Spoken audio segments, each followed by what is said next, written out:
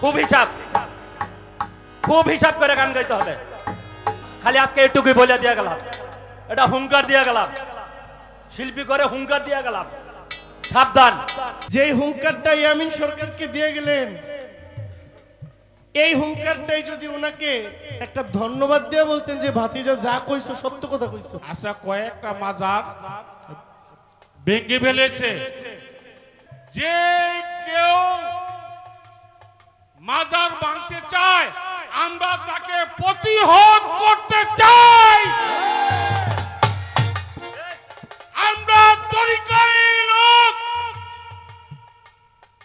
যে যেটাই পিসাবের লোক হন না কেন, আমরা তরিকার লোক, আমরা হালে সুন্নতে আর জামাতে লোক।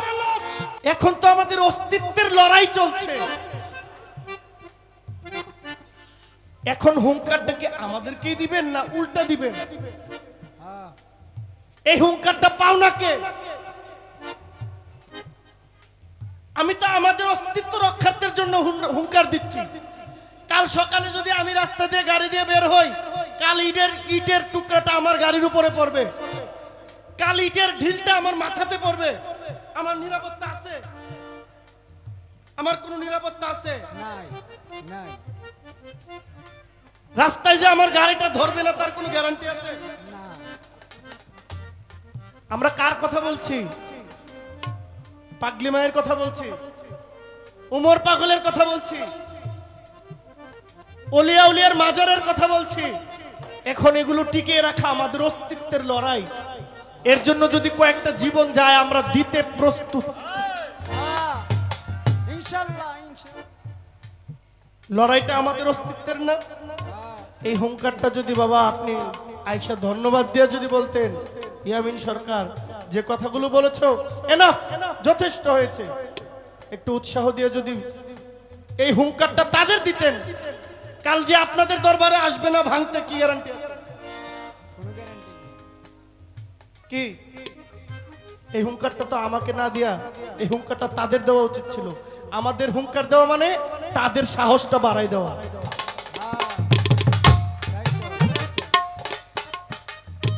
এই জন্য আমার দাদা ভাইকে বলছি, ধৈর্যশীল আপনি, আল্লাহ আমাদেরকে ধৈর্য দেন। আমরা ধৈর্য চাই, আমরা মারামারি চাই। কোনো পাগল ফকির গিয়ে মারামারি করে, বরং পাগলদের চুল কাইটটা দেয়, পাগলদের মাথা কামায় দেয়, পাগলদের ঢিল মারে, পাগলদের অপমান অপদস্থ করে। কোনো পাগল গিয়ে আপনার আঘাত।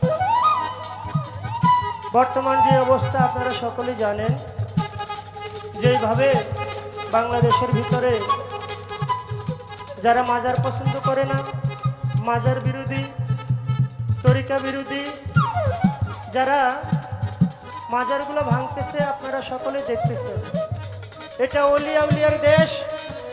এই দেশে যদি কোনো সিলেট বাবা শাহজালাল ইয়েমেনি, সে যদি আইসা এই বাংলাদেশের সর্বপ্রথম আজানের ধ্বনি না দিত, তাহলে আমরা কেউ মুসলমানই হইতে পারতাম না।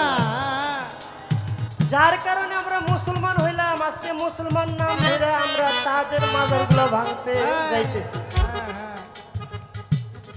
আমার আল্লাহ তাআলা বলেছে, যারা আমার ওলির সাথে জিহাদ করে আমি আল্লাহ তাদের উপরে, আমার পক্ষ থেকে আমি তাদের উপরে যুদ্ধ ঘোষণা করি। তাহলে যারা ওলিয়া উলিয়ার মাজার ভেঙে এই দেশে ইসলাম প্রচার করতে চায়, এটা কোনোদিন ইসলাম হইতে পারে না। আমরা জানি ইসলাম শব্দের অর্থ কি? শান্তি। তাহলে মাজার ভাঙলে কি আপনারা শান্তিতে থাকবেন?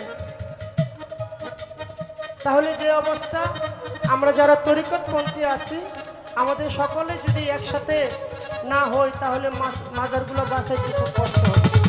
এখনো সময় আছে, যে যেখানে আছেন সকলেই মাজারের পক্ষ হয়ে আপনারা একসাথে আসেন, যেন মাজারগুলো আমরা কিছুটা হলে রক্ষা করতে পারি।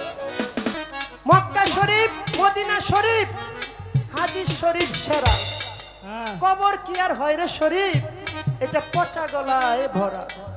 বাবা, শরীফ অর্থ কি? শরীফ অর্থ হলো পবিত্র।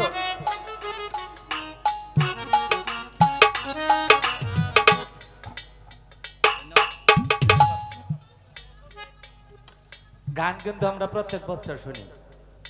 দৈরো 10টা থেকে গান স্টার্ট করছে, 11টা 12টা 1টা 2টা 3টা 4টা, এর পরে গান হবে না। কয় ঘন্টা? 6 ঘন্টা।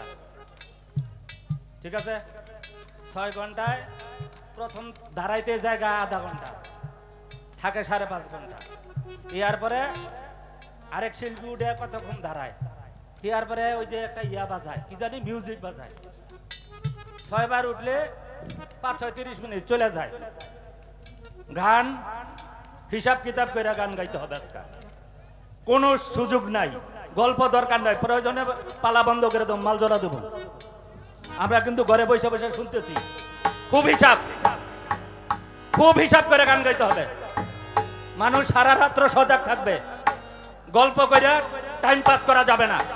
খালি আজকে এটুকুই বলে দিয়ে গেলাম, এটা হুঙ্কার দিয়ে গেলাম, শিল্পী করে হুঙ্কার দিয়ে গেলাম, সাবধান, গান যেন ভালো মতো হয়, খালি বলে দিয়ে গেলাম, অন্য কিছু বললাম না। আজকে গান ভালো হইলে উপরে থেকে আবার আসবো।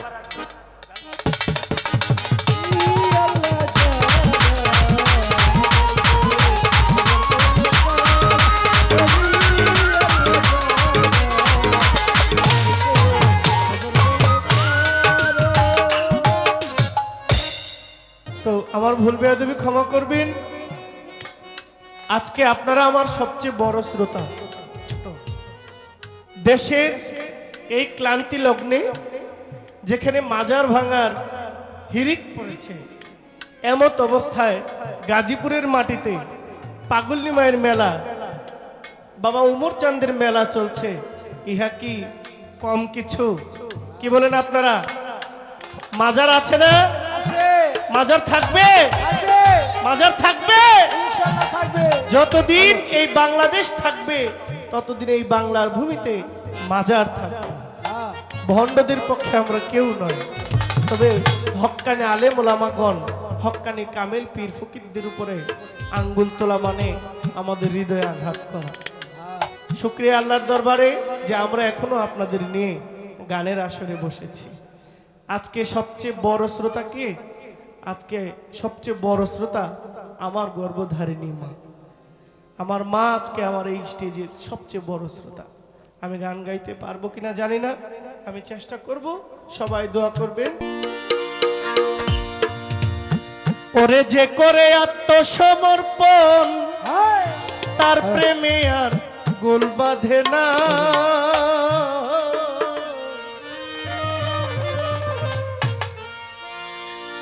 ওরে যে করে আত্মসমর্পণ, তার প্রেমে আর গোল বাঁধে না। ঘৃণা লজ্জা ভয় থাকিতে প্রেম হবে না, প্রেম হবে না। ঘৃণা লজ্জা ভয় থাকিতে প্রেম হবে না। ওরে যে করে আত্মসমর্পণ, তার প্রেমে আর গোল বাঁধে না।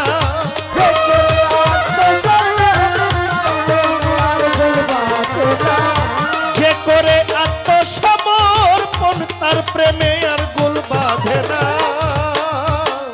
ঘৃণা লজ্জা ভয় থাকিলে প্রেম হবে না, প্রেম হবে না।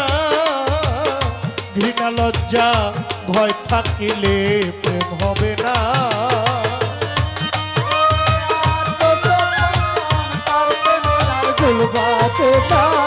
যে করে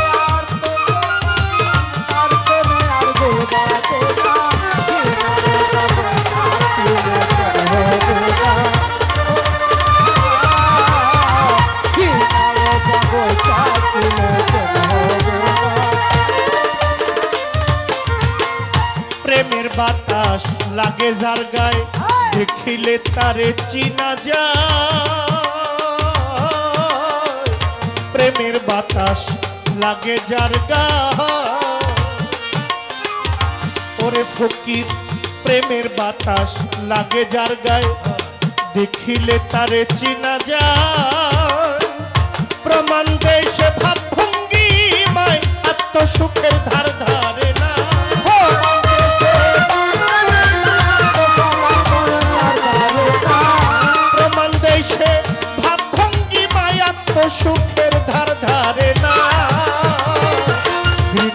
লজ্জা প্রেম ভয় থাকিতে প্রেম হবে না, প্রেম হবে না।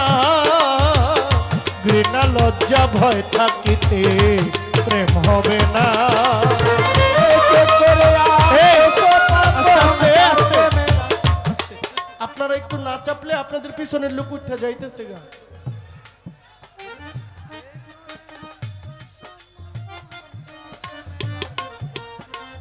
বাবা একজনকে কষ্ট দেওয়া ঠিক না তো।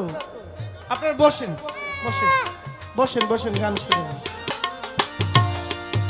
আপনারাও চাপেন, আসেন, এদিকে আসেন।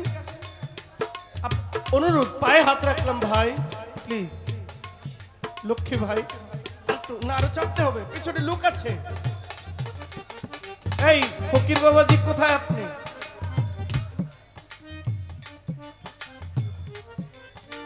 যে করে আত্মসমর্পণ তার প্রেমে আর গুল বাঁধে না। ঘৃণা লজ্জা ভয় থাকিলে প্রেম হবে না। আমি ধন্যবাদ জানাই আমার দাদা ভাই ইয়ামিন সরকার। আরেকটি ধন্যবাদ এবং শ্রদ্ধা জানাই আমার কাকাজি জনাব বাদশাহ মিয়া ফকিরকে। যে হুঙ্কারটা ইয়ামিন সরকারকে দিয়ে গেলেন, এই হুঙ্কারটাই যদি ওনাকে একটা ধন্যবাদ দিয়ে বলতেন যে ভাতিজা যা কইছো সত্য কথা কইছো, তাহলে আমি আরো বেশি খুশি হইতাম।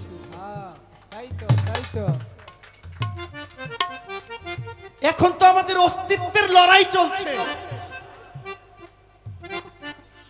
এখন হুঙ্কারটাকে আমাদেরকেই দিবেন না উল্টা দিবেন? এই হুঙ্কারটা পাওনা কে? আমি তো আমাদের অস্তিত্ব রক্ষার্থের জন্য হুঙ্কার দিচ্ছি।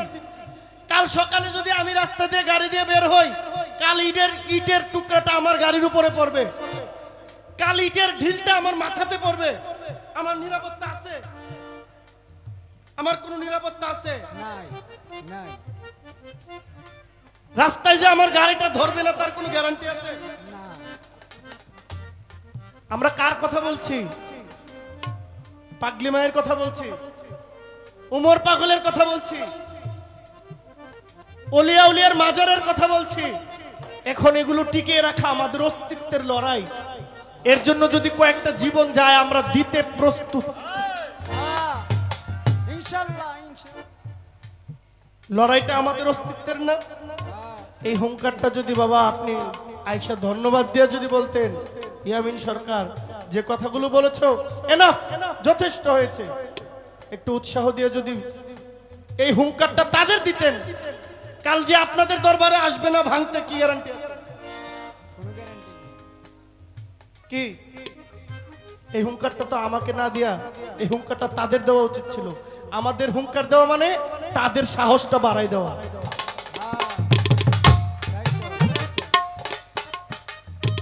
এই জন্য আমার দাদা ভাইকে বলছি, ধৈর্যশীল আপনি। আল্লাহ আমাদেরকে ধৈর্য দেন। আমরা ধৈর্য চাই, আমরা মারামারি চাই। কোন পাগল ফকির গিয়ে মারামারি করে? বরং পাগলদের চুল কাইটটা দেয়, পাগলদের মাথা কামায় দেয়, পাগলদের ঢিল মারে, পাগলদের অপমান অপদস্থ করে। কোন পাগল গিয়ে আপনার আঘাত করে?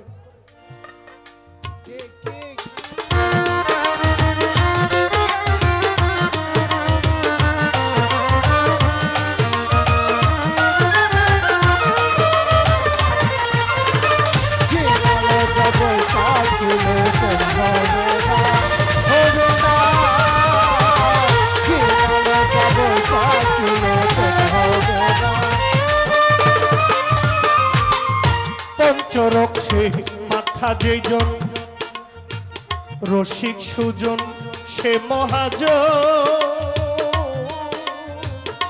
পঞ্চরসে মাখা সুজন সেই রসিক সেই মহাজন। ওরে অন্তরে তার পরশ রতন সে করে স্বরূপ সাধনা। অন্তরে তার পরশ রতন সে করে স্বরূপ সাধনা। ওরে অন্তরে তার পরশ রতন সে করে স্বরূপ সাধনা। ঘৃণা লজ্জা ভয় থাকিতে প্রেম হবে না। ঘৃণা লজ্জা লজ্জা ভয় থাকিতে প্রেম হবে না।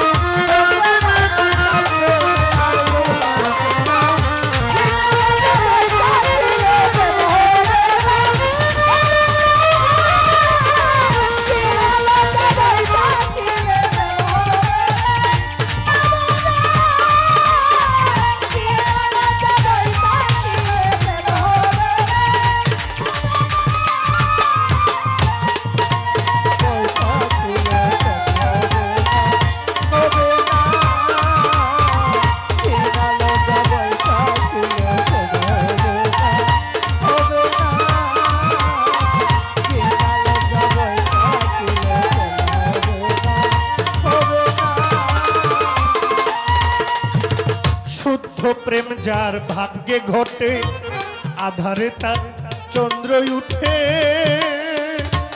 ওমর চান শুদ্ধ প্রেম যার ভাগ্যে ঘটে আধারে তার চন্দ্র উঠে। আব্দুল করিম প্রেমের হাতে সময় যাইতে পারিল না। আব্দুল করিম আব্দুল করিম প্রেমের হাতে সময় যাইতে পারল না। ঘৃণা লজ্জা ভয় থাকিতে প্রেম হবে না। ঘৃণা লজ্জা ওরে যে করে আত্মসমর্পণ তার প্রেমে আর গুল বাঁধে না।